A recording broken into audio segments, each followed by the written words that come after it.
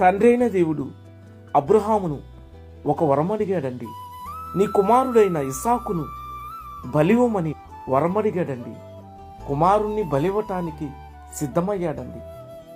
ఇస్సాకు తన తండ్రి అయిన అబ్రహాము దేవునికిచ్చిన మాటను జ్ఞాపకం చేసుకొని తండ్రికి లోబడి విధేయత చూయించాడండి.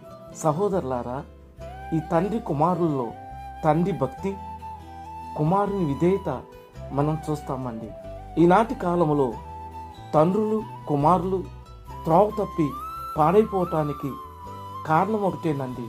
తండ్రుల్లో ఉంటున్న త్రాగుడు, లంచగొండితనము, కొట్లాడే స్వభావము అవి కుమారులు ఇచ్చలవిడితనానికి దారి తప్పి యవన కాలమే రాలిపోవటానికి కారణాలవుతున్నాయండి.